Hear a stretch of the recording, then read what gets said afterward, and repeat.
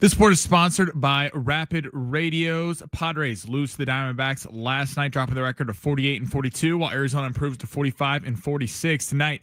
Same time, same place, 6:40 at Petco. Nick Pivetta be on the mound for the Padres, while Merrill Kelly will be going for the Diamondbacks. Rapid Radios are instant push-to-talk walkie-talkies offering national LTE coverage and no subscription ever. Business owners can keep in touch with up to 200 staff members at one time. Go to rapidradios.com now for 60% off and free shipping.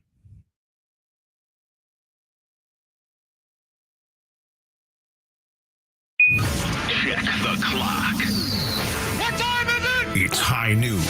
A challenging night for Out at Petco. They're able to down the Padres 6-3 in game one of the series. Game 2 is tonight. But a milestone for Manny. Left side off the glove of Perdomo. Hit number 2,000 of his career for Manny Machado as he continues to build on his resume towards the Hall. Congrats to the All-Star. We'll react to the game and the milestone in the Fletch Zone. Yeah, let's get it going on a Tuesday. San Diego Sports 760. My name is Ben Fletcher. That is Sammy Long. We will be with you until 2 o'clock today. Some excellent work from big voice guy CJ.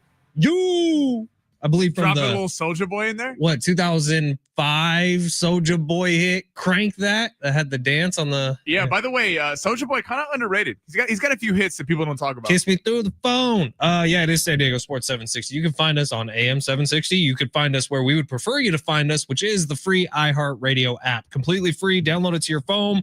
Search San Diego Sports 760. Add us to your presets so we're at the very, very top of the app every time you open it up. And then you could leave us a talkback on the talkback mic. Sammy, what do we do with the talkback mic? We love the talkback mic. We love the talkback mic. Your talkbacks go straight to a little dashboard on Sammy's computer. We see him come in. He could read them, see if you drop an F-bomb or something, and then play it anyways.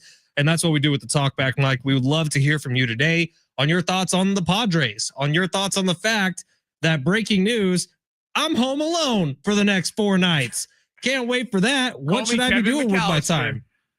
I'm thinking food recommendations. Look, when your wife's out of town, you get to try food that you want to eat, not what your wife wants to eat. So let us know on the talkback mic. We would love to hear from you.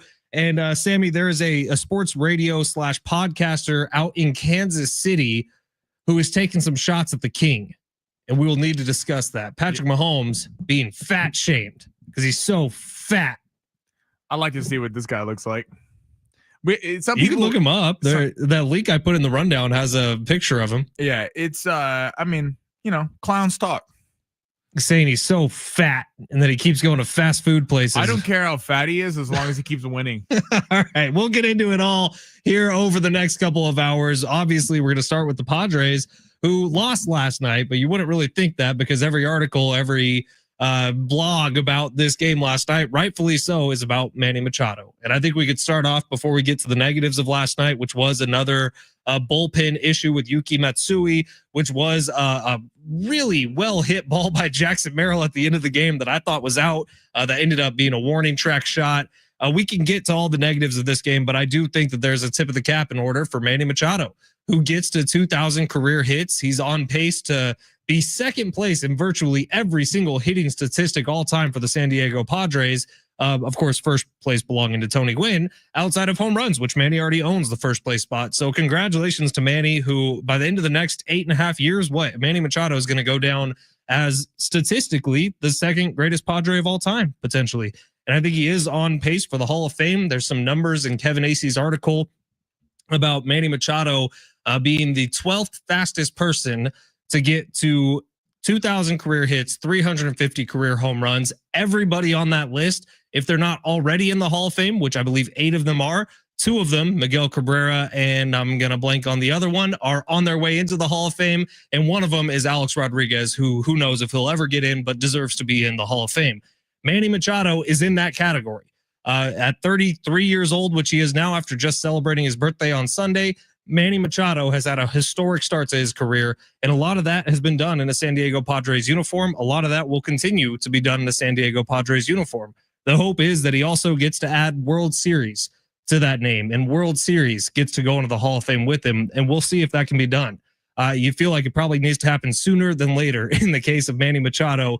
given that his contract, Xander Bogaerts' contract, Yu Darvish's contract, Joe Musgrove's contract will all continue to age poorly. But right now, there's a shot at it. And Manny Machado's playing well this year, hit a meaningless home run last night, but we can focus on the positives. He did get 2,000 career hits, and that's an important milestone in the world of Major League Baseball. Yeah, I mean, congrats to Manny. Super. Obviously, that's an amazing feat.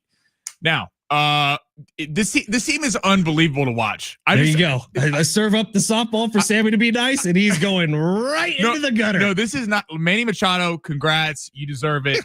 Amazing, amazing feat. But this team, I don't know about you. I watch this team at night, and it is the most wild roller coaster because there's some teams who I had a friend. We were talking about the Padres, and he said this, and I was like, "That's a pretty good thinking on that." He's like, "This team hurts the most." Because I've watched teams, he's watching the Padres for, he's like 23, 24 years old. There's been teams that have no shot and are horrible and they're awful and you just know that they suck, so it doesn't really hurt. This one is so frustrating because this team has the potential to be a really, really good team that could cause some serious damage in the postseason. And then there's nights where you're like, I mean, what is going, you come off a series win against the Rangers, you feel like, okay, maybe some positivity going to the All-Star break. And hey, maybe they turn this around. They win the next 3 games against Arizona and they beat the Phillies. And we're talking about all the momentum going to the All-Star break. But the inability to capitalize. I mean, they have bases loaded, down 3 runs, and the bats at the end don't come through. Somehow, and I still don't really know how, the Diamondbacks got out of the 8th inning unscathed. And then in the 9th inning, Padres had opportunities again, and they just didn't step up to the plate. Now, we could say all that today. Well, this Padres team has shown us that game 1 of series, they usually suck pretty bad. Game 2, 3, 4, they're usually pretty good. What do you think that is, Fletch? I have no idea. I was talking about that with Sleewa last week. I was like, it's bizarre, but they are awful at game 1s. I mean, where are are they not prepping before these? I don't know. I'm serious. They are awful in game 1s of series. And to your credit, to their credit, they have responded in a lot of these series. But you're putting yourself in a hole where the Diamondbacks, as we were talking about yesterday, have a dreadful bullpen. I mean, the bullpen is awful. Now, Zach Gallen, who hasn't been great this year, has had ridiculous career numbers against the Padres. He was fantastic once again last night. The Padres didn't really get a crack at the bullpen until the end of the game, and somehow the bullpen held up. But once again, last night, just like in that National series from a week and a half ago now, it was a former Padre who did the killing. It was Josh Naylor who had the big home run last night. So I don't know what the answer is, Sammy. We can probably unfold it a little bit throughout the next 2 hours, but we do need to get to the big 3 because what is that? We're 57 days away and we have NFL news? I think we do. Sammy Long, smash that button. Your lunch break is here. Ready to go back to the office and knock the socks off your friends? Coworkers? It's time for the top stories of the day. The Big 3. By the way, in about 5 minutes, I got some thoughts on Yu Darvish's start. He went more than 50 pitches, less than 75, but I was actually encouraged by something I saw from Yu Darvish yesterday. We'll hit that in about 7 minutes. I was encouraged, except long shots needed one less run. That's true. To cash a 4-legger last night, and that did not happen. But there's some positives to take away from Yu Darvish yesterday. We'll hit that in just a little bit. If you want to watch the show, you can on X at Fletch and Sammy. You can on YouTube at San Diego Sports 760. Any way you can find us, we're happy to have you. Of course, always on the free iHeartRadio app. Just search San Diego Sports 760. Sammy, where are we starting? So NFL quarterback got dropped last night on Netflix. Great show. They follow 3 quarterbacks. And Kirk Cousins is one of the quarterbacks again, just like he was in the first season. Now, obviously, a lot going on with him. Signs with the Falcons. So it came out last night on the show that he felt kind of betrayed that he signed with the Falcons with the big contract, 4 years, 180, and then they drafted Michael Penix. Where are you at on all this? Because it seems a little odd to me considering Minnesota also drafted a quarterback and JJ McCarthy. Where do you kind of come in on this? Boo freaking who, Kirk Cousins? You think Coke started crying when this little product called Pepsi got released? No, dude, this is what happens. NFL teams, they see a guy in the draft who they think could be the future of their franchise. And even if someone's already in that position, a la Aaron Rodgers, Jordan Love, a la Aaron Rodgers, Brett Favre, they're going to take that guy. And it should not be a situation where you go on camera and say, I was misled by the Falcons. I thought I was their guy. No, it should be a situation where, okay, Michael Penix comes in the door. Yeah, dude, I'll help you out where you need it. I'll give you some pointers, but this is my job. Good luck taking it from me. And Kirk Cousins seemed like a distracted quarterback last year, and I think he really let this affect him. And that's like the first real notch against Kirk Cousins I've had throughout his career. because I've been a big Kirk Cousins fan for the majority of it. And I thought this was a weak comment from what's appearing to be a fizzle at the end of his career. Yeah, we're going to get into this more later about kind of second-year quarterbacks, who has the most interesting storyline, all that good stuff. But this is, I'm with you, Fletch. Like, Kirk, if you were so good which you were, to be fair to him, the first 6 weeks of the season, he was excellent. And then he went a month where the offense was so bad. It's mainly started with that Charger game. Remember, the Chargers went in there and won in Atlanta, and he threw 4 interceptions, and they won by 4 points. I mean, just dreadful. It's like, yeah, sorry, man. It's a young man's game. I mean, this is what you have a new crop of quarterbacks every year. If you suck, you're gonna get run out. He hasn't ever won in the postseason. That's been Kirk Cousins' kind of Achilles heel. He puts up exceptional regular season stats, and I think that kind of other narrative here is it's almost like, I'm gonna get this later. Is it better to be drafted later and go to a good team, knowing that your draft pick, even if you suck your first year, the team is good enough around you to where you're probably not picking in the top 10, top 5 to where you're in quarterback territory, or being a top pick where if you're not regular or rookie season, there's a good chance you're drafting in the top 5 again, a la Cardinals draft Josh Rosen and then they draft Kyler Murray at number 1 the next season. We've seen a complete tighter leash on rookie quarterbacks. You do not get the kind of 3-year runway that it used to be. And yeah, like, sorry, Kirk, but if you were better, you would have been playing. Well, let's look at the evidence. Trevor Lawrence was the biggest can't miss prospect since Andrew Luck. That's what we were all told, right? How's it gone so far for Trevor Lawrence and the Jags? Not great. Right. If they suck this year and they're at the top of the thing, we're going to hear a quarterback conversation discussion with the Jags. Caleb Williams, that comes out in that Seth Wickersham book. Like, maybe Caleb Williams, his dad was right. Maybe he was just saying the quiet part out loud. Yeah, it's a great conversation to have. I really think it is. What's next? Speaking of dads, so Mike Brown was just hired to the New York Knicks to be the new head coach. So Rick Brunson, Jalen Brunson's dad, is on the coaching staff, but per NBA Central, plans to give Rick Brunson a reduced role on the Knicks coaching staff with this. What does this message send to your best player, Jalen Brunson, that you basically told his dad to shut up and stand on the sidelines? I do feel like this would have to be a conversation of Jalen Brunson's dad saying, you know what? I'm going to be the one to back off. Did you play on any team, Sammy? And obviously it's very different talking about the NBA versus like high school basketball or high school baseball. But did you play any teams where either the dad was a coach or the dad was extremely vocal? I played on a team where our coach was cousins with a player on our team. See, it's problematic, and the same thing's going to happen in the NBA. And I'm not saying like it's going to be, oh my God, Jalen Brunson's getting preferential treatment and more playing time. Obviously, Jalen Brunson's a star. He should get preferential treatment and should get playing time. But mixing family with business rarely goes well. There are very few windows of it actually going well. And I do think this is the time for Jalen Brunson's dad to be like, you know what? This is my son's career. I'm stepping away. I'll go try to get hired by another team or move to the media. Yeah, it's an odd relationship. And when you're Doc Rivers and Austin Rivers, that's different because Doc Rivers was an extremely established coach before Austin Rivers ever played. Like Rick Brunson, no disrespect. Still weird to me, by the way, the Doc Rivers, Austin Rivers thing. Well, it's odd because, I mean, it was funny because he ended up actually trading him at one point. But yeah, it's odd when to that point that you're mixing family with, I mean, there's no way you're not, because obviously you want what's best for your son. And it would be odd with Mike Brown is trying to establish a culture in New York, a team that badly needs a culture, who finally had one last year. Then you fired your head coach who actually got you there. And then you got the star player's dad on the coaching staff. Just kind of an odd thing. And it's interesting that this is coming out early, a week after he was hired. I think it might be a departure of the ways soon. Why don't we call John Halliburton Tyrese's dad? Was that his name, John? Yeah, John. The one who pushed Giannis? Why don't we call him, see if he's ready for a coaching job? Exactly. Quickly, Big 12 commish, Brett Yormark, yes, that's his real name, is doubling down on the 5+11 college football playoff model. This is basically conference champions, the Power 5, each get a spot automatically. And then there's 11 teams for the rest. It would expand to 16 versus, what it is now. Do you like that model? Do you think there's a better model? Do you think that a Power 5 conference should automatically get a top 5 bid? All right, it's tricky. So college football is obviously going to change a lot still. The House ruling that just happened, a month and a half ago, is going to change how college football looks this year. I truly believe that with profit sharing now. It's like all these schools that popped up different NIL opportunities. It's just different. I had a conversation on the phone earlier today, and I really didn't understand a word of it, but it's very different now.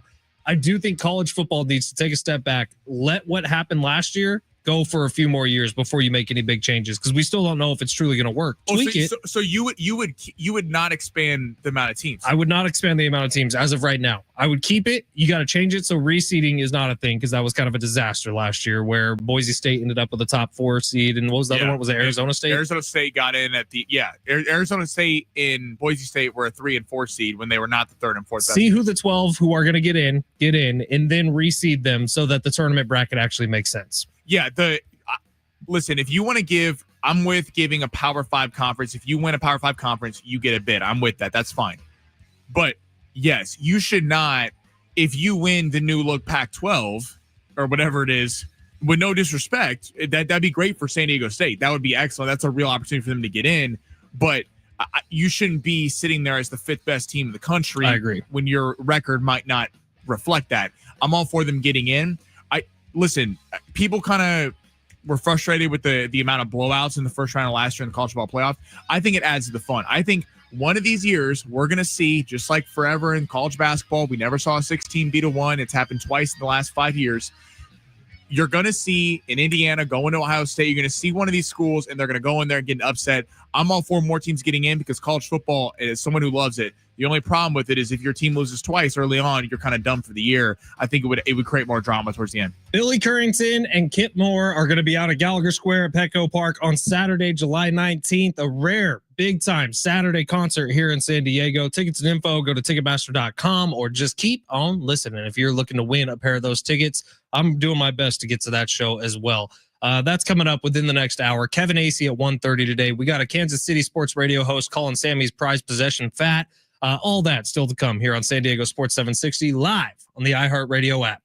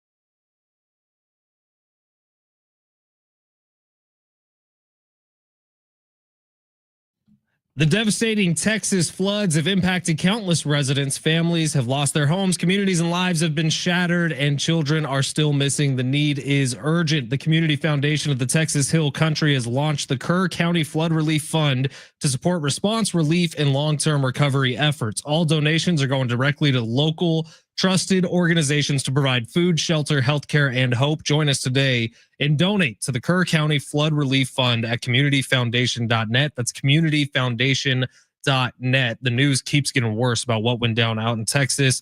So if you got some time, go check them out at communityfoundation.net to help out with those really devastating Texas floods. All right, it is San Diego Sports 760. My name is Ben Fletcher. That is Sammy Long. We're with you till 2 o'clock today. Our buddy Jamar is on YouTube already today. He says, did you guys see that Kirk Cousins admitted his arm was hurt, but didn't want to lose his starting job, so he put himself over the team? I've not watched the first episode yet of Quarterbacks. I'll be doing that tonight. Me too. Is the whole season released, or are they releasing it in parts? I believe I can check right now. Netflix account. Because this year it's what? It's Kirk Cousins, Jared Goff, and Joe Burrow. Yeah, the big news about Burrow, I love how the Cousins news is that he's irked and all this stuff. It's NFL news. Like, it's real. The Joe Burrow stuff that I saw was because his house got robbed, he no longer wanted to buy the Batmobile from the Christopher Nolan Batman movies. This is maybe why you haven't won a Super Bowl yet. You're too busy buying Batmobiles. Come on, dude. Like, what are we doing? You want to talk about off-season activities of quarterbacks? We should talk about Mr. Mahomes and what he's been doing. Sounds like he's been shoveling Taco Bell down his gullet. I don't know what this idiot in Kansas City is saying. Mahomes looks perfectly fine. First off, name me a quarterback, by the way, that was fit, that had a six-pack, that was good. Tell me. Tom Brady, by the end of his career, had a six-pack. I don't know if he have a six-pack? Yeah, Tom Brady probably has a six-pack right now. Take the greatest quarterback of all time out. Will Levis. Michael Vick. Will Levis. Michael Vick. Michael Vick. He was ripped. Michael Vick was great. Josh Allen's got a little pudge. Donovan McNabb was a little pudgy. Ben Roethlisberger was a lot pudgy. Yeah, Ben Roethlisberger definitely got his dinners in. Colin Kaepernick got to a Super Bowl. He had a six-pack. Well, I mean, on the backs of Alex Smith, but yeah. Joe Flacco, I'm sure at some point had a two-pack. Joe Flacco did not have a six-pack. Two-pack, maybe. I'm sure there's a ripped quarterback that Lamar Jackson's a great quarterback. He has a six-pack. He's skinny, but he's not ripped. Lamar Jackson put on some weight, dude. He's looking good. Again, listen, I'm quarterback was fun last Sammy year. Over here defending the dad bod of Patrick Mahomes. Until he sucks for a season, then he can do whatever he wants. By the way, we'll start talking to you, Darvish, I promise you. But just to clear this up, Kevin Keatsman is a podcaster and a radio host out in Kansas City. He's going viral today because he says, and I quote, vacation photos are popping up of Patrick Mahomes and he's fat. F-A-T, fat. I'm going to say it. And I'm going to tell you the truth. That's why when you hit the play button, he's an embarrassment. You're a $500 million quarterback. You've made all these comments in the offseason that we're going to do our talking on the field. We got our butts kicked in the Super Bowl. We're coming back with a vengeance. Dude, you're fat. Your belly would be fat at my pool hanging out with us 60-year-olds. My skin is flabbier than yours. I get it. Stop with the fast food. Do a sit-up. Do something. This is Mr. Kevin Keatsman. Has he been in a gym in the last 20 years? No, he hasn't. Well, his job is to talk into a radio. Patrick Mahomes' job is to make sure his body's right for the season. Until Patrick Mahomes has a season where he's short of the Super Bowl or the AFC Championship game in overtime. You know, Josh Allen can lift all the weights he wants in the world. Lamar Jackson, they still lose him every year. So I would do a little less worrying about how much body fat Patrick Mahomes has and a little bit more finding better topics to talk about. I will say the picture that is in this article, at least, is showing Patrick Mahomes like on a yacht. It looks like celebrating something, maybe his birthday. I'm not sure. They were there for the 4th of July. 4th of July with the date 1995 on a bunch of hats, which is why I'm guessing someone's birthday. I don't know. I wasn't invited. He looks great. Like, he doesn't look big. Yeah, I know. I can't believe this guy's like going viral. Like, this is clickbait stuff. He's trying to get clicks. It worked. Is risky to do as a radio host in Kansas City. It worked. Maybe we should start attacking. Never mind. What? Let's pick a prominent athlete in this city and attack them. Well, there's the easy one is Xander Bogaerts, but that's already been done too much. Is he a prominent athlete in the city? He is because of how bad his contract is. I don't think we can put Xander Bogaerts and Patrick Mahomes in the same breath. No, I don't even have anything bad to say about any of them, really. I bet you if I thought hard enough, I could. Fernando Tatis Jr., you're too good looking. You have too much swag. A58 says Tom Brady is skinny, if not ripped, and he doesn't have a six pack, only airbrush photos in Men's Health. See? What was the underwear commercial Brady was doing for a while? Not important. He did underwear commercial? I think for a little bit, yeah. In like the mid 2000s. I'm definitely also thinking about the guy from Paul Cruz from Longest Yard. But anyways, Darvish last night. What'd he go? 3 2/3? Yeah, very frustrating. No, he was striking people out. He looked like he had command of most of his pitches. He had a few more walks than Darvish would typically have, but he went out there and looked healthy. That is the positive I'm taking away from yesterday. He went out there, was throwing his full complement of pitches. That's what I'm taking away from yesterday. I think all Padre fans should be really encouraged by what you saw from Darvish. No, I was disappointed because he sold long shots because a run. We hit 3 of 4. Well, yeah, he sold it still. But listen, Darvish, it was a good start. It was a solid start. He wasn't the problem. He wasn't the reason they lost last night.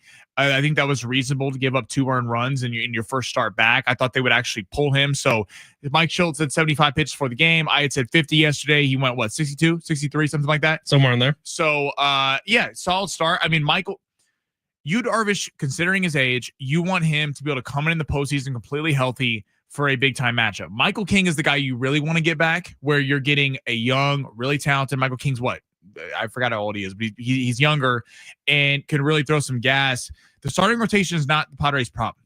It's hard watching this team when it feels like the starting pitching's better and then the bats aren't there. And then the bats are good 1 through 9 for a couple games, and then the bullpen's bad. It's like they're not putting together complete games. That's why I'm really curious over the next 6 games, because you're playing teams in the Diamondbacks who are fighting for a wild card spot just like you, and then you're playing a Phillies team that's been a commanding force in the NL for a long time now. What's it going to take to convince them to be buyers or sellers? Like what's the record over until Sunday? We come in on Monday talking about when the home run derby is going on. What's the record that's going to convince ownership, who has already been stingy about buying players last offseason, to go actually try to win this thing? We got a lot of text rolling, and we'll get some of them on the other side. We'll also get back to the Padres on the other side. If you want Billy Currington tickets for Saturday, July 19th, keep listening. We will give those away on the other side. It's San Diego Sports 760, live on the iHeartRadio app, 70470. Start your message with team. We got some good stuff on Tom Brady, on Manny Machado. Hit us up on the text line. We'll take a break. Be right back.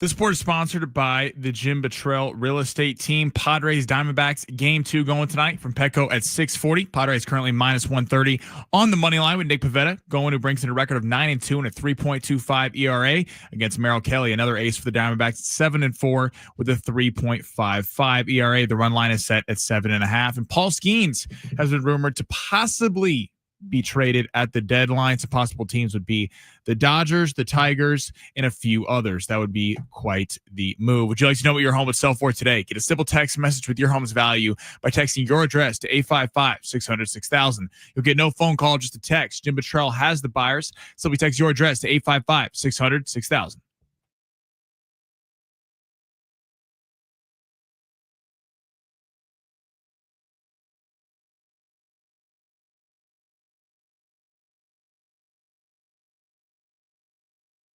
San Diego Sports 760. It's the Fletch Zone. Ben Fletcher, Sammy Long with you till 2 o'clock today. John and Jim will take over. Then 619, our buddy SoCal Jayhawk saying, pretty sure Manny Machado is the third fastest to reach 2,350. 12 have done it by their age 32 season. That from our buddy SoCal Jayhawk. Yeah, I think it does depend on how you're looking at it, because I believe only Willie Mays and Lou Gehrig have done it in fewer games. But there's 12 people who did it by the time, or their age 32 season, which Manny is currently in. He's 33 years old, but they do the 32 season based on how old you are by June 30th of that year. And Manny just turned 33 on Sunday, so this would qualify as his age 32 season. So the math is helping him out there a little bit. 858, Tom Brady is skinny fit, not ripped, and he doesn't have a six-pack, only on airbrush photos in Sports Illustrated or Men's Health. Yep. I did do some research, spent a little bit of time. I think like 2007, which was right before he tore his ACL, to like 2012, Tom Brady was probably in his best physical shape. And that's the middle of the GOAT run. That's when he had the long hair. He had the long hair. He was, all the ladies were talking about him. The moms were in love with Tom Brady. He had a six-pack, dude. I'm telling you, though, that doesn't equate to being a great quarterback. You're the one who said name one quarterback who was good with a six-pack. But Tom Brady. Okay, was the quarterback. Tom Brady coming into the NFL. Oh yeah, you had a dad bod. Was a complete dad bod and looked nothing like he does now. He gained this over time as he got older, because he knew that to keep up with the young guys, he had to get in better shape. 747. What? Tom Brady hasn't had a six-pack since high school. He did not have a six-pack in high school. We've seen pictures of Tom Brady. Look up his NFL Combine picture, because it's the funniest thing you've ever seen. And Fletch, the best dog bar in Long Beach is Batelets on Broadway. Crab Pot had the patio with the fire pit. Oh, from yesterday. Yeah. Best dog bar in San Diego is Paradise Grill on Midway. Your dog can sit at the bar stools and eat with you. I actually do that at McGregor's sometimes, which is just down the street from our condo. Brock will sit up on the bar stool right next to me. I see. I have a problem with that. It's outside. If it's outside, it's fine. Unless not talking about service animals, that's not what we're talking about. I have a problem with people who, I was at a restaurant yesterday or at a bar, and someone brought a dog in. And they were just chopping it up. I go, hey, like, there is food here. Yeah, I don't bring the dog inside anywhere, but we sit out on the patio. It's a great time. 858, Love Island is the worst and also the best TV available. I could not agree more with the text message.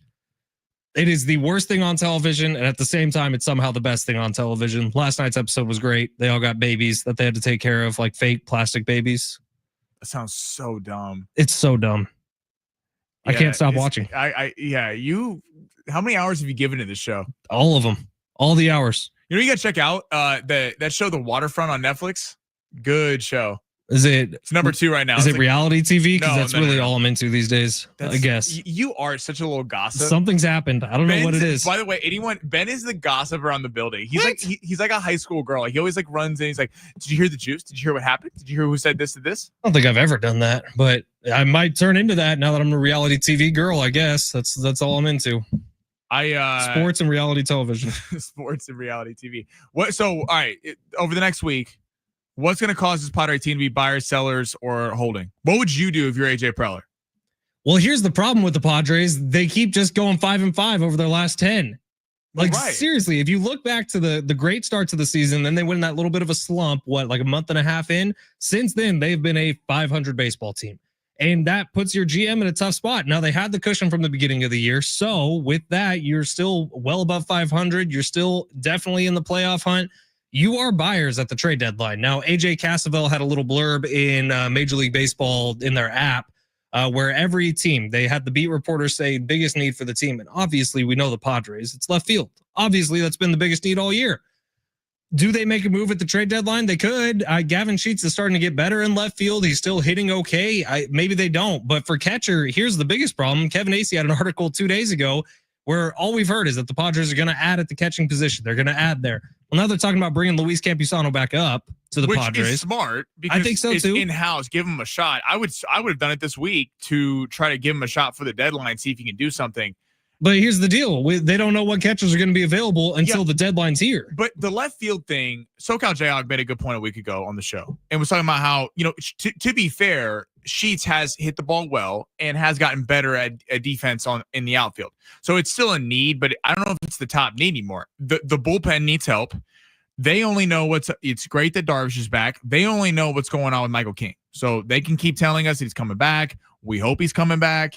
It's very kind of hush hush. There's not a lot there. Well, Acee's coming up at 1:30 on the show, so we'll ask him later today for an update on that. But do you think they're a piece away? Because I don't know that just adding a left fielder. Let's just say they get a good left fielder. So this team, as it's built right now, is that basically what you're saying? Are they good enough to get into the postseason? Because I would say yes.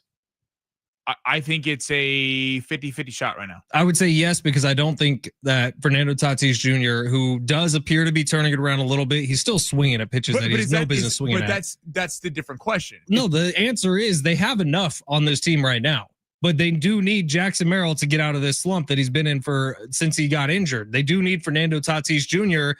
To get to full form here in the second half of the season, play like the NL MVP he was playing like the first 5 weeks of the season. Like, if those things happen, you don't need to add anybody to this team. Okay, this but team's good enough. You said make the postseason. Is that the goal now? The goal is to get into the postseason and try to make as much noise as possible and maybe catch lightning in a bottle. But that's the goal for every team that's not named the Dodgers and the Yankees, the teams that can spend their way to a World Series. But that's like, I don't want to hear that. That we're talking about a team that was one game away from beating the Dodgers. I thought the expectation was not anymore for San Diego to just get to the postseason. Like, I thought, but you're also playing on a different playing field. Yeah, I know, but that's the way it is. Like, it sucks. It's a bummer that those teams can spend way more and they can go out and spend on a farm system. And I don't even know that it's a bummer. It's just reality. The Padres are in this position because the Padres do not have the TV deal, and maybe it's their fault. Maybe it's their fault that they are where they are. But hell, I'd go to Petco Park. It's full. I know the Padres have a big payroll. The situation is that payroll is not going to get expanded to where it is right now. Yeah, but okay, so your situation is the same. Though, then any team not named the Yankees or Dodgers, correct, should be okay with just making the postseason. The 29 other teams or the 28 other teams need to focus on getting into the postseason and then making some noise there. Yeah, see, I'm not with that. I'm either with, listen, if you're holding is the worst thing. It's like either buy and try to go, because this team currently constructed. How about expecting more from what you have?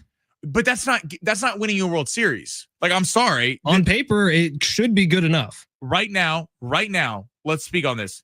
The Dodgers are a better team. Yes. The Phillies, I put above them. Astros. The Cubs, the Astros. But yeah, but I'm talking like NL. I mean, I think the Padres are better than the Diamondbacks, but they keep losing the Diamondbacks. So I guess we'll see for the next 3 games. The Giants, the Padres have a good record against 4-2, but they did add Devers. So we'll see what happens there. It's an arms race in the NL. And right now, it's like either go all in to try to do something, add a couple bullpen arms, try to do this. And they don't have much to trade. In a perfect world, of course, add to this team. Get a left fielder, get some bullpen arms, get a catcher. Or sell off. You can't do that to this fan base.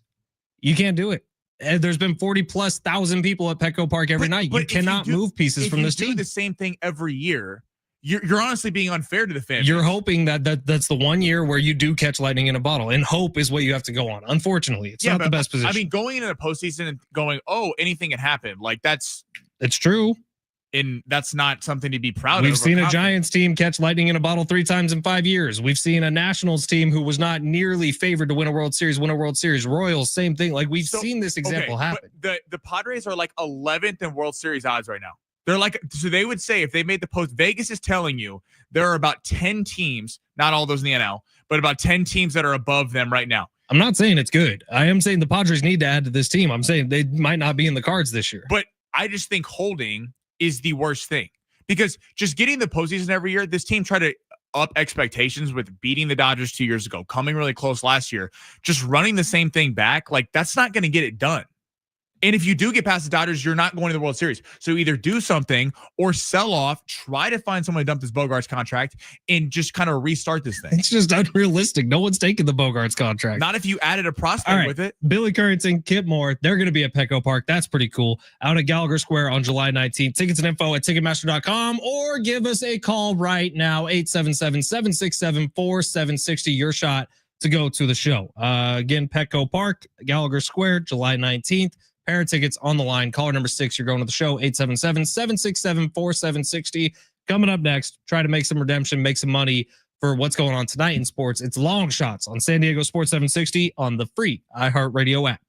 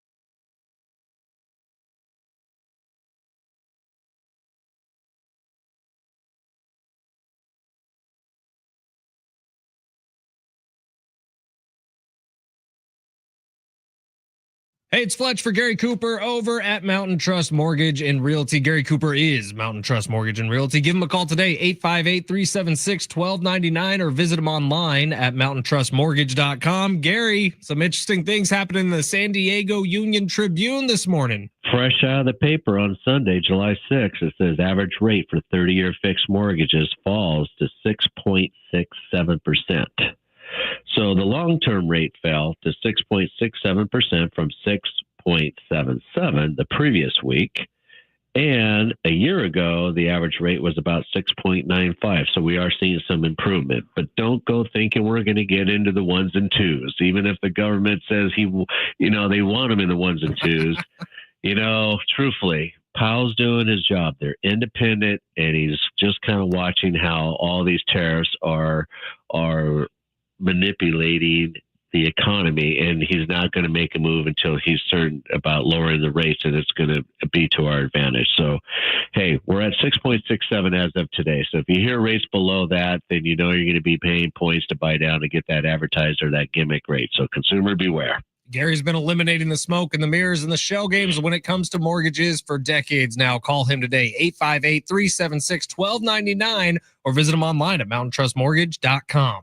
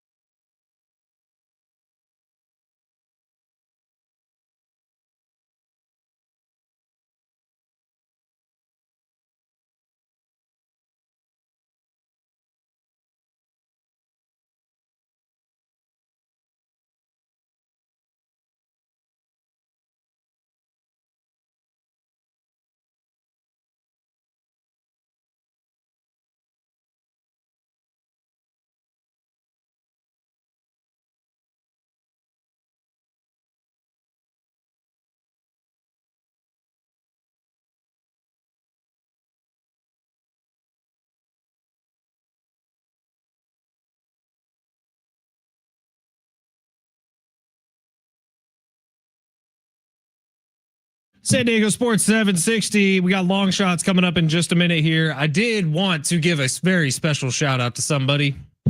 Just did the commercial with him, Gary Cooper. It is his birthday today.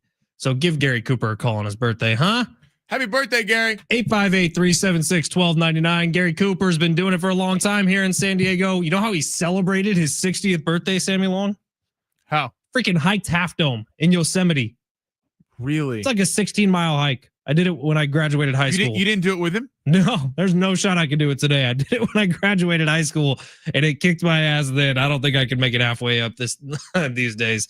But yeah, give Gary Cooper a call, 858-376-1299. Any ideas about mortgages, any thoughts about buying a house, selling a house, Gary Cooper is the man for you over at Mountain Trust Mortgage and Realty. And a very happy birthday to Gary Cooper. All right, Sammy, last night, Darvish sold the bag for us. Yeah, like, what the hell, you? We're going to forgive him. There was 2 earned runs. We needed it to be 1 earned run. But today, brand new door opens. What do we say about gambling? What do you say about gambling? It's like we're out at sea, and it could be a little choppy waters. It could be a little bumpy, or it could be, hey, maybe we're in the Caribbean and we're just sitting there, we're smooth sailing. We were almost in clear water yesterday. It got a little choppy there with you. Our tennis picks have been absolutely money. Okay, I have been 3 for 3 on tennis in the last week, so a little Wimbledon heater going on here. But Darvish sold the bag. If you flex played it, you got a little cash. If you didn't, I apologize. And you know what Jonah Hill and Leonardo DiCaprio in the movie Wolf of Wall Street say about chop? Yeah, you don't know S about chop, bro. Hit that button, Sammy. Let's see. Underdogs? Nah, that's old. Those with a less than good chance of winning? Too wordy. Wait, he's all big time now, huh? It's time for Sammy's Long Shots. Hold on. I can't talk until I say the important stuff. Long Shots is presented by Circa Million and Circa Survivor. Now, go. You hear that? Presented by Circa Million and Circa Survivor, Fletch. You want to explain what that is real quick? Circa Million, fantastic. So that's basically you pick 5 games against the spread each week. This is for the NFL season? For NFL season. Okay. So instead of doing side bets with your boys who may or may not pay, maybe they stiff you on the cash and they do beer bets. All you got to do is you pick 5 against the spread. So, I mean, Kansas City against the Chargers, that feels free to me. -2.5. I'd take that with the Chiefs. And then if you're not into that, if you're like, I'm a little busy, I don't have everything going on, you play Circa Survivor, and it's 1 pick each week. It's a Survivor pool. Now, maybe some news here. Sammy and I are making a trip out to Vegas to place our Circa Survivor. We are going to be live from the sports book. I like that a lot. All right, Sammy, where are we starting with long shots? All right, so I have 4 picks here. Ooh. But we did 4 yesterday. We hit 3, so we might need some to 3. But I'm going to let you veto one, Fletch, okay? Veto the tennis one. I've been money on tennis. What are you talking about? All right, where are we starting? We're going to start with baseball. We have 2 baseball. We have 2 tennis. All right, we'll start with Jack Flaherty. Detroit playing Tampa Bay. Jack Flaherty's been up and down this year. He last outing, 9 strikeouts, outing before 7. So he hit the over in each of the last 2. He hit the under in the previous 2 before then. I got a good feeling against Tampa Bay tonight. That the Tampa Bay Rays are going to have a good day. We're going less. 6 pitcher strikeouts feels a little high for me. He hasn't been great all year. Just the last 2 starts, he's been a lot better. So they're kind of upping this. They won 5-1 yesterday, so the bullpen's rested. I don't think that they push him here. And Flaherty goes under 6 pitcher strikeouts today. On the other side, so Chicago playing Minnesota, Shota Imanaga. I said it right, Fletch. Remember I got crushed on the text line for saying you nailed it. Imanaga. 4.5 pitcher strikeouts more than. This is a low number. Now, Imanaga had one of the best starts this season. Excellent pitcher. Then he got hurt for the Cubs. And the Cubs at the deadline looking to add some bullpen help. That's been kind of the one downfall of a really good Cubs team. The bats have been there. The starting pitching's been there. The bullpen has not. 4.5 pitcher strikeouts were going more than. He has hit the under in each of the last 4 games. But Imanaga, he's been working up ever since that injury. They've been had him on a little bit of a pitch count, not pushing him because he is the ace. If the Cubs are going to go far, which they have a legit chance to do in the postseason for baseball, Imanaga's got to be there. I think this is the game that they kind of up him. 4.5 pitcher strikeouts more than for Imanaga. It's my favorite pick you've made in a long time. He got Really? hurt early May. He's been making his way back at the end of June, early July. This July. is his 3rd It's past start July since he's 4th. been back. This is money time. I like it. All right, now tennis. As I told you, we've been on a heater with Wimbledon. You have. Wimbledon, we hit Carlos last week. We hit Carlos yesterday, and Taylor Fritz, the local kid, Ranger Santa Fe, got a big W this morning. So we got 2 more for tomorrow. Yannick Sinner, 39 total games, playing Ben Shelton, the American who's been on an absolute dominant run at Wimbledon. Now, I hate to go against the American, okay? Because I'm rooting for Ben Shelton, but Yannick Sinner, less than 39 games. Did you see what happened to Sinner the other day, Fletch? No. Okay, so he was playing this guy who was retired because of injury. This is sad, in 5 straight majors. This guy was up on him two sets to none, and was actually had all the momentum, was maybe going to win the 3rd set, knock Sinner, the number 1 seed in the tournament, out, and he had to retire because of a pec injury. Super sad, but that means if we're looking gambling purposes, Sinner had a quick night the other day. Wait, so Sinner got beat, but because Sinner his opponent got hurt. Sinner had lost the first 2 sets and was tied in the 3rd set, and the other guy I'm blanking on his name right now, had to retire because he got a pec injury. So what that means that Sinner's going to be really fresh for this match. He only played 2.5 sets out of a 5-set match because he unfortunately got hurt. So he moved on. Sinner had a bad day, but I think he bounces back. Ben Shelton's a talented player, but he doesn't totally translate to grass against Sinner. 39 total games, less than. Look at you. Much more of a clay player, I would say. Exactly. A little more rolling gears. Last pick. Novak Djokovic playing Flavio Cobolli. Now, this is a guy who had a nice little run there in Roland Garros about a month ago on the clay. This is a guy whose game translates very well to grass. Okay, more about the power, less athleticism, things like that. 33 total games for Novak Djokovic. More than. Ooh. I think Novak could win this, and I know people are going to go, why are you going against Djokovic? He is a lot older. Flavio Cobolli made a nice run. Roland Garros carrying a lot of momentum into this. I think Cobolli pushes him. I think this goes to a 5th set no matter who wins. So, Novak Djokovic, more than 33 total games. Yannick Sinner, less than 39 total games. Jack Flaherty, less than 6 pitcher strikeouts. Shota Imanaga, more than 4.5 pitcher strikeouts for the Cubs. Fletch, give me a veto. If you were making me veto one, I would say Flaherty. I will say I submitted it as is. You want to take out Flaherty? You already submitted it. I already submitted it fully with all 4. But if there was one veto I had, it would be Flaherty. Okay. Well, we're going to keep it. You kept it. I'm going to ride with you. So Squad ride W. Squad ride W. Just to recap. Yannick Sinner, less than 39 total games. Novak Djokovic, more than 33 games. Jack Flaherty, less than 6 pitcher strikeouts tonight. Shota Imanaga, more than 4.5. All right, we're going to talk some quarterbacks in hour number 2, both all the quarterbacks who are involved with the new Netflix series, plus quarterbacks coming into year 2 of their NFL career. They made a lot of noise in year 1. What can they do in year 2? I think we start off next hour with that. Kevin Acee is going to be coming up at 1:30 next hour. Talk all the latest Padres stuff with Kev. And we got plenty more to get to. Maybe a new top 5 list for the end of the show. I don't know. I kind of like doing that, Sammy. Top 5 things to do when you're home alone. Let's keep it PG, everyone. Oh, get your mind out of the gutter. San Diego Sports 760. Next time's already saying it. Hour number 2 next, live on the iHeartRadio app.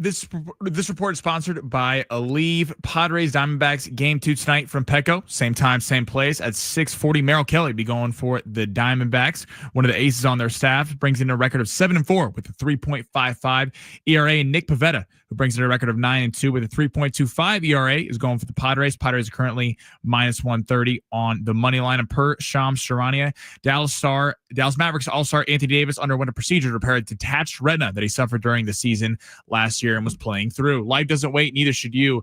Aleve can help you deal with pain less throughout your day with just one pill. Aleve lasts up to 12 hours. Don't let those aches and pains hold you back from doing what's important to you. Use as directed.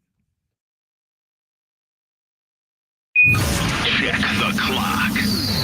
What time is it? It's high noon. A challenging night for out at Petco. They're able to down the Padres 6-3 in game 1 of the series. Game 2 is tonight. But a milestone for Manny. Left side off the glove of Perdomo. Hit number 2,000 of his career for Manny Machado as he continues to build on his resume towards the Hall. Congrats to the All-Star. We'll react to the game and the milestone in the Fletch Zone. It's hour number 2 here on San Diego Sports 760. My name is Ben Fletcher. That guy over there is Sammy Long. We are stoked to be here for another hour, leading you up to John and Jim. Kevin Acee coming up at 1:30 today. We gave away some Billy Currington tickets earlier in the show. We will have those the rest of the week. Tim won them. Who was it? Tim. Congratulations, man. Thank you for listening. Happy to have you along for the ride. Phone lines lit up for that one, man. They were jammed from the people are very get. excited for Billy Currington. So tomorrow we'll have another pair of tickets to give away. So stay tuned right here on San Diego Sports 760. I believe John and Jim will have another pair to give away as well a little bit later on. We'd love for you to listen on the free iHeartRadio app. Just search San Diego Sports 760. You can find us there. Add us to your presets. That is the best way to show this show some love, some support. So if you do that, make our bosses happy. That sure would be great for us. And use the talkback mic. Hit us up. I haven't seen any coming in yet today. We'd love to play some maybe at the end of the show. On the free iHeartRadio app, just find that little red microphone button. You can leave us a 30-second voicemail. If you want to know, comment on Sammy's hair or something. Or if you want to comment on the best things to do when your wife leaves for a few days, because that's the situation I found myself in. House to myself. Why do you say it like that? Because I'm excited. Because where is she? Where's she going? She's actually going out to Wisconsin to see a bunch of her family. I was supposed to go on this trip as well, but we already had the vacation time slotted for before she was going to Wisconsin. So crossing ships in the night. So before the text line jumps in, what are you thinking you want to do? Is it nothing crazy? Like, I honestly am just excited to have the full TV to myself because sports have been downgraded to the iPad ever since we got married. And now I get sports on the TV. Now I get to eat whatever I want at night. And it's not what she wants. Now it's just like 5 days of Ben Fletcher. What do you want to do? Not what do the Fletchers want to do? 858's going through it a little bit. Yeah, 858. I don't know if that one should get read. I think it's pretty funny. You texted it. We're going to read it. 858 says the top 5 things to do. Well, my ex-wife always invited the cute neighbor over. That's why she's my ex-wife. I'm sorry. 858, we love you, pal. Thanks for being here. Yeah, I don't mean to laugh. That's sad. I'm sorry. I know Sammy's being a total jerk right now. I'm commiserating with you, man. I get it. It's a tough time. And you know what? If that was what she was doing, she deserves to be that. Hey, yeah, she wasn't meant for you, dude. No. Yeah, apply for Love Island. Be on the next season. Yeah, dude. Love Island. By the way, I had a friend who tried out. Why didn't you try out, Sammy? I literally thought it was another day. You're single. You're 23. This is what you're meant to do. Yeah, they my friend went and tried out though, and I texted him. I was like, hey, if you get this, you come on the show. And then he big time me. He said he's like, oh well, if I get it, I got to be secret about it. I was like, dude, screw that. I'm like, you got to come on and tell us what's going on. I want to hear what the audition process is. He's not going to get it. I just have to say that. He told me, he said that they really liked him, but every guy who tries out for Love Island is going to say that they loved him. Dude, I honestly think the auditions are a scam. I think most of them are actors who they go and like file with their agents and then get brought on. That's neither here nor there. The better reality show is coming up in 57 days. It's called the NFL, the best reality show in the world that only some people think is scripted. I have done extensive research on the fact that it is not scripted, because if it was scripted, you know how many Rich Ornbergers there are who would have told everybody about it by now? They're not very good at keeping secrets, these big NFL guys. But that gets going in 57 days. In fact, the exact count is up to 57 days, 10 hours, 53 minutes, and 52 seconds. And coming up in about 10 minutes, we're going to talk about some of these quarterbacks who are going into year 2. This kind of gets brought up because Kirk Cousins says he felt disrespected and misled by the Atlanta Falcons when they drafted Michael Penix after paying a bunch of money to bring Kirk Cousins over in free agency from the Minnesota Vikings. So Kirk Cousins felt misled. Well, Michael Penix looked at it as an opportunity. Michael Penix is QB1 for the Falcons heading into this new season. So of the quarterbacks who are heading into year 2 here, who's got the most on their plate? And the obvious answer might be Caleb Williams, but I don't think that's the case. I got another name for y'all. So we'll get to that in about 10 minutes. Right now, it's time for the big 3 of hour number 2, where Sammy Long takes us through the top stories in the world of sports. Sammy, smash it. Your lunch break is here. Ready to go back to the office and knock the socks off your friends? I mean, coworkers? It's time for the top stories of the day. The big 3. Text line. Relax. Text line is filthy right now. All right, the good question on the text line from the 619, how many shots does Luis Campusano get before a 0 batting average doesn't cut it? Look, you just need a couple home runs from him. I say if you bring up Campy, he hits 15 home runs for you the rest of the year, you're happy with it. Text line is not PG rated right now. We're reading all of them. Maybe 2 Kevin Acee. See what he thinks about him. Yeah, we should read him to Kevin Acee and just see his reaction. God. And he might never come back because after the sensuality that Rich and Travis bought last week on the Fletch Zone, and then if we bring that same kind of energy to Kevin Acee later today, Can I tell you, honestly, I did not listen to a second of this show. I did not listen to a second of the show I do over on 101.5 KGB while I was on vacation, except for the Kevin Acee interview.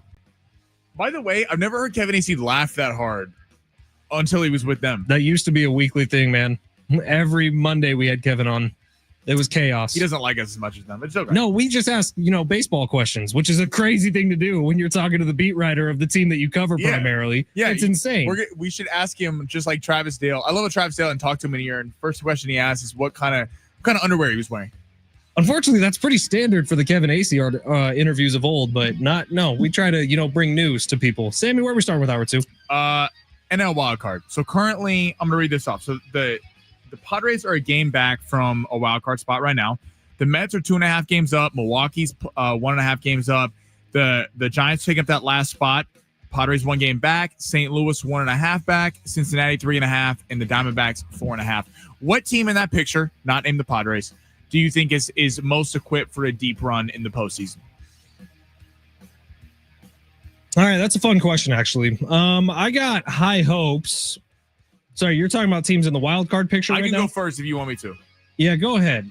Okay, Milwaukee's playing amazing baseball right now, and they have some really good young pitchers coming up, throwing absolute gas. Yelich we all know Christian Yelich is a phenomenal player. He just hasn't been healthy, and he's dealt with back issues. Everyone thought when he won the NL MVP, and then he finished runner-up to Cody Bellinger.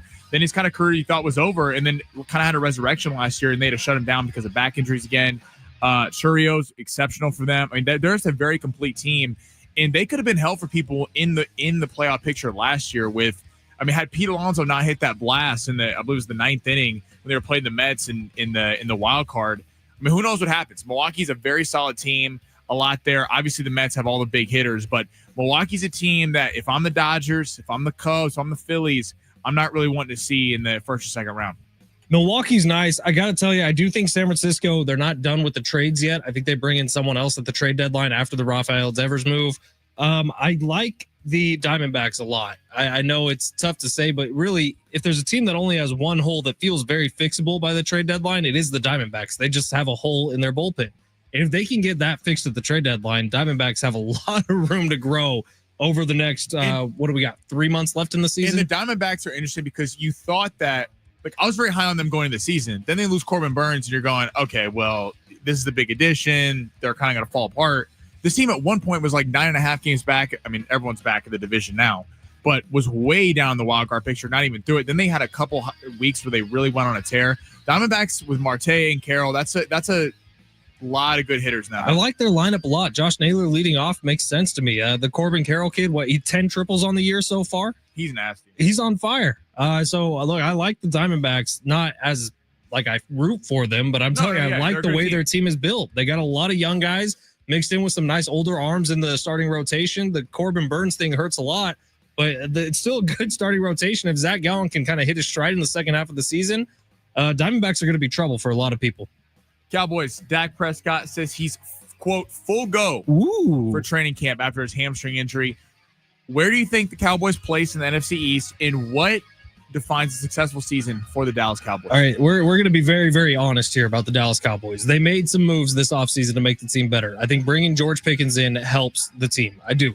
I think having that combination, CeeDee Lamb, George Pickens, that might be the best wide receiver duo in the entire NFL. With that being said, there's a real chance they come in third or even fourth place in their division.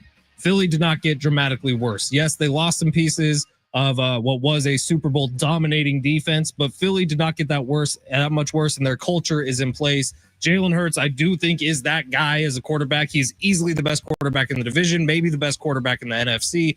I think that a lot of questions from the coaching staff got answered. There was a real shot Nick Sirianni was getting fired halfway through last year. He shut everyone up in a big way. Saquon Barkley, if he doesn't get injured, is the best running back in the NFL. Eagles are going to run away with it. I love the Commanders and the young core that they have. Dallas Cowboys, I don't love. New York Giants, I like, burgeoning on don't like at all. So if I was realistic about it, Dallas Cowboys are coming in third. But I could see a path for the New York Giants to get third and the Cowboys finish fourth. The Giants are fun. They got a great pass rush with Thibodeau and Lawrence and all that. I mean, and then Carter coming in. So the defense is going to be legit. You got Tyrone Tracy, who's one of the most under-talked about players in the entire NFL. He was excellent last year. He got no love at running back because he was undersized. You got Malik Neighbors. I mean, Jackson Dart, you're putting a lot of pressure on him, but I mean, they had no quarterback play. And if they had any quarterback play, like this is actually a fun young team that could be interesting. Obviously, the Eagles won the Super Bowl last year. Got to give them all the respect. Commanders were fantastic last year. Jaden Daniels did a lot more than what some quarterbacks have done in entire careers in his first season, getting 2 road playoff victory wins. The Cowboys are an example of a team, and I'm going to relate this to the Padres for a second, are an example of a team that it feels like you have stars, you have pieces that sell. You have Dak Prescott, you have Micah Parsons, you have CeeDee Lamb, a la Fernando Tatis, a la Manny Machado, a la Jackson Merrill, but it feels like the team is not complete. I hate that comparison works so well. I know it sucks because they're sellable names. There's talent on the team. The Cowboys are not devoid of talent. This is not a team that, Trayvon Diggs, that has no talent. They have a lot of talent. It just feels like the rest of the roster is not at the level that it needs to be.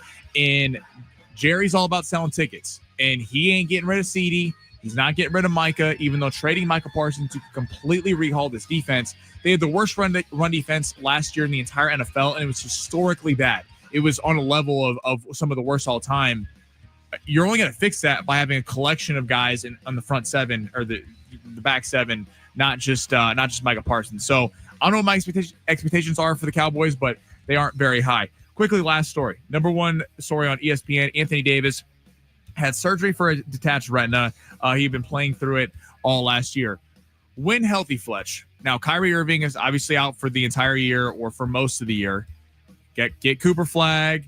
Got Klay Thompson there, Anthony Davis. What do you think is the Dallas Mavericks ceiling heading into next year in the NBA? Depends on how good Cooper Flagg is, doesn't it? Depends on if he comes in right away and is comfortable in the NBA game. Now, I do think the college to NBA transition is much easier than the college to NFL transition. Yeah. But if Cooper Flagg comes out and is what we all think he is, if he comes out and is automatically just seamlessly put into that offense, Mavericks can be filthy next year. I really do think that they have enough pieces with Kyrie still one of the most, if not the most talented ball handler in the entire NBA. AD, if he can get healthy at some point in the season, they have enough pieces to make some serious noise. Maybe Nico Harrison wasn't the biggest dumbass in the world like we all thought he was.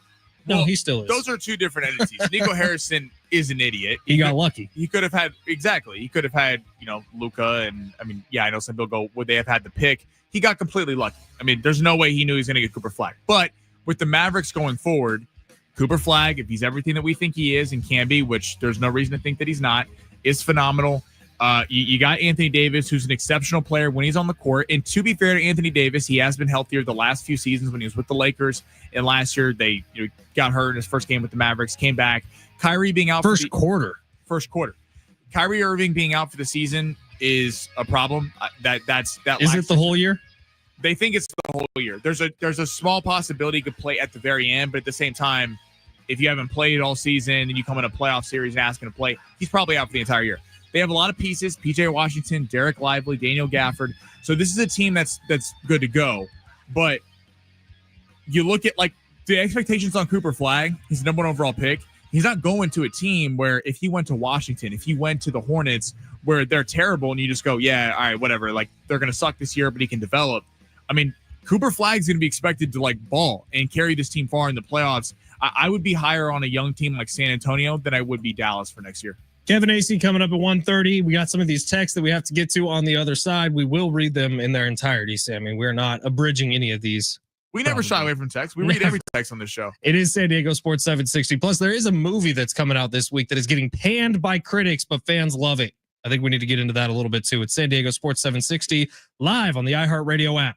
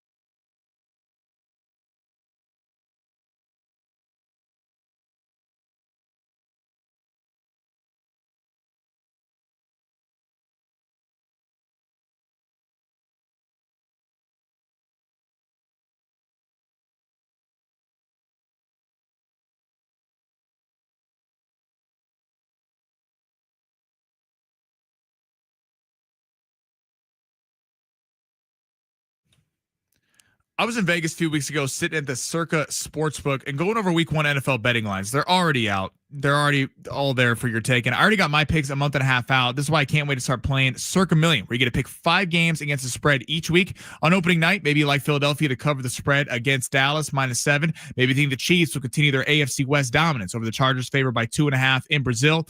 Aaron Rodgers against his old team. With his new team, the Pittsburgh Steelers are on the road in New York, favored by 3. Or do you think Justin Fields is the Sam Darnold of this year? All you got to do is pick 5 games each week against the spread. Instead of doing side bets with your boys where they may stiff you on the payment, play Circa Million. We also understand if you're busy and you don't have time to pick 5 games against the spread each week, this is where Circa Survivor comes into play. All you need to do is pick 1 game each week. Once you burn a team, you can't pick them again. It's a $1,000 buy-in. You can get 10 friends for $100 each, or you can just go all in yourself with the grand. The fun thing about doing it with the friend group is that one person gets to make the pick at the end of the day. If they're wrong and they sell everyone, you get to make fun of them for the rest of the year. Take all the pressure off you, play Circa, and win your money now.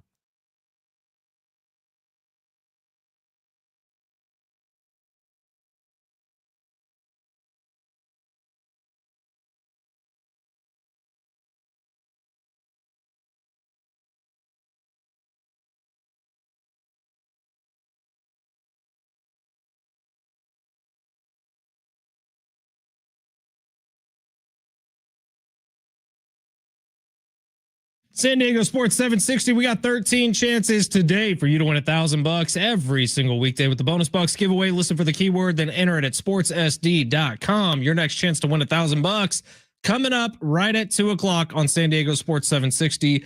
If you want to listen to the very end of our show, the Fletch Zone, but you don't want to listen to John and Jim, look, you should. They're great. They're the best. But right before John and Jim crack their mics, you're going to get a next keyword for a shot to win $1,000. Sammy, I did want to tell you that the word circa comes out of your mouth really nicely. It sounds great when you talk about it. I appreciate that. You want to tell everybody one more time quickly? We're so excited about Circa. Ben and I are going to be playing Circa Survivor. So it's $1,000 entry. You can get 10 friends, $100 a pop. You just go in with the grand yourself. Fletch and I are going to get a group together. We might do 500 a piece. You pick one team each week and play it for the full season, or you can play Circa Million, where you do 5 picks against the spread each week. Kind of keeps you involved. Maybe your team sucks. Maybe the Niners are out of it a month into the season. Oh yeah, I'm sure. But you still want something to root for. Play Circa Million, 5 picks against the spread each week. I really am genuinely excited about this. I'm curious to see how we do working together and seeing if we can come up with one team per week. How long that takes us into the season. I was gonna ask you. So we already talked. Dom wants in on this. Our great sales guy. Financially, he's in. I don't trust his input on the games. That's why the Circa Survivor. If you have 10 friends, there has to be a hierarchy. And now every friend group knows this. There's always the punching bag. There's always the friend that whenever. Usually his name's Trevor. Yeah, Trevor, Brad, something like that. You know, when there's a lull in the conversation, you go, "Hey, let's make fun of him," because it kind of adds some juice to the group. That's what can happen if you go out on a limb and you pick somebody and you sell the money for everyone else. Listen, I don't think we take turns making picks, because then one of us is going to feel real bad. I think it has to be a collective every week, and it's got to be no feelings. This has to be a pinkies up conversation. We're sitting down at the Declaration of Independence. Yeah. All right. We were trying to figure out what is best for the future of us. How much money is at stake? How much can you win? You went up to $15 million. Like $15 million. This is our opportunity, man. You know, last year, real quick, they had the last week. They had 3 different groups of people, and everyone flew in. There was like one group from New Jersey, Texas, all stuff, and they were all waiting, and all their picks were different for the NFL game. So if they all tie, if they all do it, you get to split the money. But if they burn out, then you win it all. I'm excited about this, man. I really am. So yeah, we're gonna head out to Vegas in a couple weeks to sign up officially. We're very excited. I'm excited to see you in Vegas, Fletch. You ready for Fremont Street? That's all I got to say. Fremont. We're gonna be we're right up at Circa, so we're gonna be kicking it up down there. Right there. All right. It is San Diego Sports 760. We got Kevin Acee coming up in 7 minutes. So we'll get to that. But first, text line 70470. Start your message, team. We did ask for some advice on what I should be doing while home alone, and I guess I didn't think it was going this way, but of course it was. 949. Fletch is going to be putting Love Island up on the big screen and his Sprite on the tablet. Am I missing something there? I don't know if that's sexual or not. I think he meant to say sports on the tablet. Oh. But I promise you, sports is taking over the big screen. I promise you that. And Love Island will be. I don't know that I believe you. I think Love Island will be on the main TV for you. Let's see. 760. If you're home alone, boom, porno on the plasma. Are plasma screens still a thing? I actually still have one. It's an old TV, but it still works. Still chugging along. 760. Sammy's friend is probably a virgin. Your friend who tried out for Love Island. I'll get him on there. I'll ask him. 619. Based on long shots, you guys may be out week 1. Oh, 619. 619 going for the throat. Listen, I know you? I don't touch long shots, so I will be heavily involved with Circa Survivor. 619. Listen, did I know you Darvish was going to sell the bag for us? No, I had faith in you, and he didn't reciprocate. It's all about reciprocating. Just ask your friend who tried out for Love Island. If you have questions for Kevin Acee, you can load up the text line with those as well. Kevin's coming up, or better yet, load up the talkback mic with those. When you're listening on the free iHeartRadio app, just find that little red microphone icon. It's usually next to the play button. I think it actually got moved up to the kind of top right-hand corner of the screen, but look for the red microphone icon. Click that. You can leave us a 30-second message. Hell, if it's good enough, we will play it for Kevin Acee, and he can answer your question directly. Kevin Acee is coming up next. He's our Padres insider. We chat with him every single week here on San Diego Sports 760. John and Jim get him 3 times a week. I don't know how that happened. We get him once a week. That's an interesting thing, because every time I turn on John and Jim on the way home, Kevin Acee. I'm like, Kevin Acee's on. I'm like, is this guy co-hosting the show? Like, basically, they need more help than we do. Yeah, exactly. Yeah, especially because of Jim's lack of show prep. Oh, man. Going for the jug. All right. Well, Kevin Acee is coming up next. It is San Diego Sports 760. You're listening live on the iHeartRadio app. Questions for Kevin? Hit us up, and we will ask them for you. Kevin Acee, next.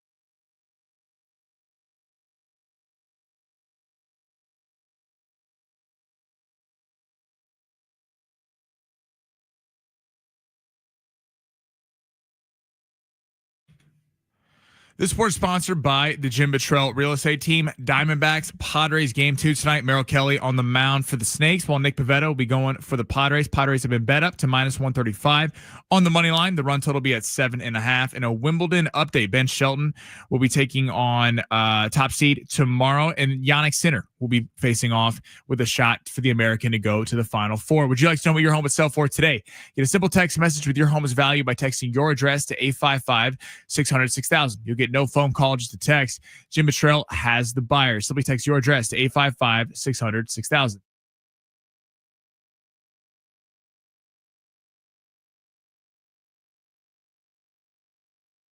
On San Diego Sports 760. Brought to you by the all-new Hamul Casino Resort, the Players Place. San Diego Sports 760. It's a Tuesday. Ben Fletcher, Sammy Long with you till 2 o'clock. John and Jim will take over then. And every Tuesday, either at 12:30 or 1:30, we get to catch up with Kevin Acee of the Union Tribune, our Padres insider. Hi, Kevin. How are you? Oh my gosh, who's this voice I'm hearing? It's not Rich Ornberger or Travis Dale. Yeah, it's not. That's for sure. Hey, how are you? I'm doing great, Kev. You know, throughout my entire vacation, I did not listen to a second of Sammy and the variety of co-hosts he had. I did not listen to a second of Rich Ornberger and Travis Dale for our morning show over on 101.5 KGB. The only content I actually consumed while I was out was that 10 or 11-minute interview you did with Rich, Travis, and Sammy. And I got to say, I apologize for everything that happened. Yeah, that set me back. That really set me back. No, it was good to catch up with the old man. All right, let's talk some baseball, Kev. I want to get to you, Darvish, and all the pitching situations of the San Diego Padres and the trade deadline and all that. But I do feel like you don't get very many opportunities in a career like yours to talk about accomplishment like we did see last night. Manny Machado getting up over 2,000 hits in his career, 2001 being a home run. And unfortunately, like a lot of Machado home runs this year, came in a meaningless moment in the game. But that all aside, Manny Machado gets to the 2,350 club. That is a pretty unique thing for you to get to write about. Was that cool? Yeah, it's something that we anticipated, and so it was like prepared for it.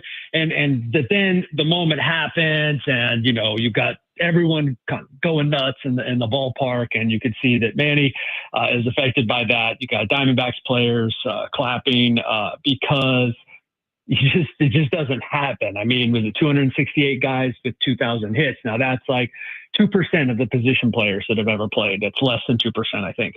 And then throw in his 357 home runs, and now we're talking about 72 players that have ever had those, both of those. That's remarkable. And for him to do it in his age 32 season, the day after his 33rd birthday, we're watching something special. If you do the math, I don't know where he's going to end up.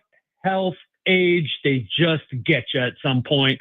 But this guy has a chance to be, I mean, up there, like where your fingers and your toes, and maybe your friend's fingers and toes could count the numbers of players to have played in the field every day and accomplish what he did over a 20-year career. It's remarkable. Kevin, so we don't have to ask you anymore if Yu Darvish is coming back. So we're going to carry on the tradition. Is Michael King coming back anytime soon? It depends what your definition of soon is. Is it 2024? Then I'm becoming increasingly positive. Kev, it hasn't been 2004 for 7 months. 2024. 2025.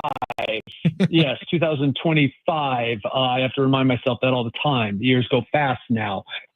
Yes. So if it's 2025, then the answer is yes. There was a time where, people didn't know. And no one's still saying, oh, yeah, it's for sure going to happen. But it's like almost there. And so that is a huge difference from, say, a week and a half ago. So I feel pretty positive about that. Well, that's good, better news, I guess, for Michael King and the Padres. Kevin Acee joining us today from the San Diego Union Tribune. He is our Padres insider. Kev, obviously, one of your least favorite topics about the Major League Baseball season, but the trade deadline is approaching. It's going to come whether we like it or not. And the Padres, you would think, still have moves to be made. What are you hearing the latest? I know I saw you said Luis Campusano might be the answer at catcher, and I don't know the Padre fans are super stoked about that. What about left field? What can you tell us of the latest for the trade deadline and the Padres?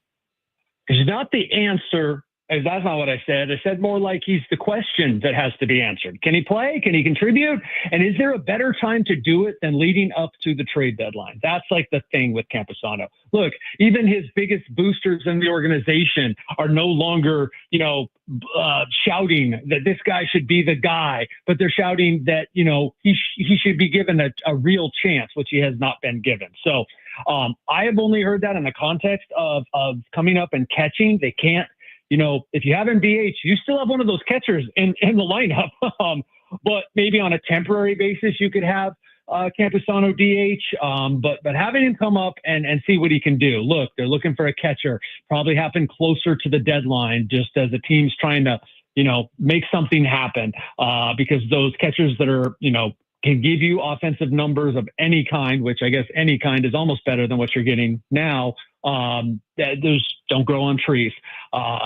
Always, has been a right-handed bat. And just to clarify, I think the trade deadline's pretty cool. Like what teams can do for themselves is pretty remarkable. It's the lead up where we're all like making a big deal out of things that we really don't know, and like coming up with like ideas that, this could really help. And it's like, man, how often does the trade deadline really help the team? Like, I'd say just as often, trades that teams don't make are help them. Now we've got this debate going over, should they be buyers, should they be sellers? And I get it. I absolutely get it. I'll probably write about it. Like, it would make, here's the arguments for being a seller. But I got to tell you, like, it's kind of preposterous. You don't build rosters like this very often and get to the All-Star break at whatever it's going to be, 4 over, 5 over, 8 over. And while that might be disappointing and you might see all sorts of trends that say, gosh, the chances for this team aren't great, you don't just throw that away in July. I mean, that's ridiculous. And I say that, and I'll end up writing because, got to give the full 30,000-foot view, the arguments for why they should be sellers. But it's like, I think we all should remember, like, this team still has the potential to be really, really good. Okay, so you kind of answered my question, but with the buyer sellers conversation, do you think AJ Preller and ownership made up their minds on whether they were going to be buyers or sellers a week ago, or do you think that they're still waiting to see the very end of this thing before the All-Star break? It's such a nuanced question. I think they've made up their mind to be buyers, but like at what level, man? And I hear all sorts of things. At what level? Like, what can AJ Preller swing with the available cash and the available prospect capital? So that's really what it is. Like, there are different degrees of buyers, and there's buyer-seller hybrid, and it's not. I think everybody that pays attention knows it's a Juan Soto deal, but it probably isn't even like last year's type deal. Like they were good. They're the team that everyone, is talking about. Gosh, if they beat the Dodgers, they probably would win the World Series. They're that team because of like what they did at the trade deadline with the, addition of the bullpen guys. So like that was a pretty significant trade deadline. I don't know that this one's going to be able to be that. And here's my asterisk I put on every time I talk about AJ Preller moves. Like, he could surprise us, and that's the beauty of it. He could pull off some crazy deal for Duran or something. But at this point, it just doesn't look like the Padres have a whole bunch to work with. Kev, for, 2 or 3 years, Mackenzie Gore was labeled untouchable by AJ Preller and ownership. Mm-hmm. Is there anyone untouchable right now? DeVries, anybody? Yeah, I mean, Leo DeVries is someone that they consider part of the family, and Ethan Salas, they say, is as well. And here's what I will say about Mackenzie Gore. Like, these things are fluid, right? Remember the struggles he went through that sort of made him touchable, right? Like, remember the struggles he went through. And then I think probably to your point, which is like, hey, is anybody really untouchable? Like, the circumstances also changed around that, where it's like, oh, Juan Soto, this generational talent, is available. Now, is there someone like that out there now that they're willing to, again, mortgage the future. Look, I can even make, I don't know how you guys feel. I can even make the argument for that. Like, hey, you're in this far, better go for it while you've got Luis Ariz, who looks like he might hit 350, till and get his average back up and challenge for a batting title again. Maybe Jackson Merrill gets it fixed and Tatis gets it fixed and Machado goes on a run. You've got this team already, so why not go for it? I mean, I can make that argument too. But that's my way of saying, like, that's what you'd have to be thinking in order to be trading Leo DeVries or Ethan Salas. Kevin, you're obviously traveling with the team. What's the vibe compared to this year or last year heading into the All-Star break? They have a better record this year, but it feels like the NL is just better. Do you think it's better or worse than last year? I think it's a little bit of a bend there. And we can do this, which, look, I'm not a fortune teller. Like, it's a really good question. It's a question I've been asking myself. But, like, we can read into it a little bit too much. Like, it's a bend there. And, like, whereas last year it was like, they're still learning with the new manager. And, oh, come on, guys, we can do this. And now it's like, it started out hot. And now it's been this slog for a long time. And, like, I don't know how to answer that. I guess my answer is, feels like they're sort of searching right now and they want to believe that they're that team, but they're kind of wondering, but they're also kind of like, look, we've been there and look, we've got all this talent. And I mean, your head can start to swim. I'm sure for you guys, it does too. You're like, gosh, that sounds a little bit like 2023, but it's not the 2023 team. It sounds a little bit like 2022 when they had that middle of the season, but I think this is probably I don't know. I really don't know how to answer that team. And I got to tell you, that to me is like the beauty of this whole thing. It's like, we're going to find out. That is the beauty of it for me. Like, not the looking ahead and trying to predict it. Like, that's just stupid. That's just silly. I don't know if you guys make like preseason predictions, but mine are garbage. And I know they're going to be garbage when I make them. And I like right now, I don't know who's going to end up in the playoffs other than, say 3 or 4 teams from each league. And after that, it's just this gigantic crapshoot. So yeah, we'll see. Kev, why are they so bad in game 1 of series? I think that might be look, they suck at certain times this season. That's just a fact. I don't think there's anything to that. I could be wrong. I'm just saying, I don't think there's anything to that. They've won the first game 2. They've lost the first and won the rest of the series. They've done it all. I get it. That looks like something, but I can't even think of a possible reason that would be the case. Me neither. Now, It's just crazy that it's been such a trend. It feels like, and maybe it's recency bias because last night was a game 1, but it does feel like it's been a trend this year where they just kind of come out flat in game 1. Yeah, no, Philly, Cincinnati. They did win the game 1 in Texas or against Texas. Before that, they lost both game 1 to Washington and what was the other losing team they faced when they were home? Kansas City. And then they won the final 2. So, I mean, you're totally right. It's just like, it's one of those awesome baseball stats that, I'll even include in like tidbits or like ask guys about, and there just is no rhyme or reason. And the reason I said they suck sometimes is I think they just play some bad games or some games where not enough guys have good at bats. And they lose that game and they look awful. Like last night, thank goodness, right? Like that was an awesome night at the Yard because Darvish pitched and there was an energy around that. And at times he looked like Darvish, and Manny Machado made history, and that was freaking awesome. And besides that, it's a freaking awful game. Yeah, you're right, Kev. All right. We will see you next week. Hey, I didn't ask you a single question about your underwear. That's good. Wow. Oh yeah, I know. Yeah. Those guys you're their friend. I mean, it's kind of on you to look into some stuff with those guys. Kev, I've tried. It's been 3 years of showing up to work, not knowing what's going to happen, but that's kind of the beauty of it. Appreciate you, Kev. Take care. Kevin Acee on San Diego Sports 760. Brought to you by the all-new Jamul Casino Resort, the Players Place. Really, I would argue that's more on Sammy. How is that on me? Because you were the guy that day. You were running the board. This was your show while I was gone. And you let them ask a bunch of questions about underwear. Listen, Rich is a wild beast that can't be tamed.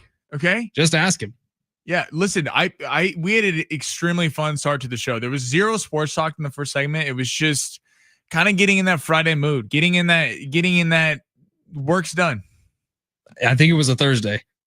Yeah, I'm telling you, we're getting you ready though for Friday. San Diego Sports 760, final break of the day. When we come back, maybe a new top 5 list, maybe a little quarterback talk. We're not going to have very much time, but San Diego Sports 760 live on the iHeartRadio app.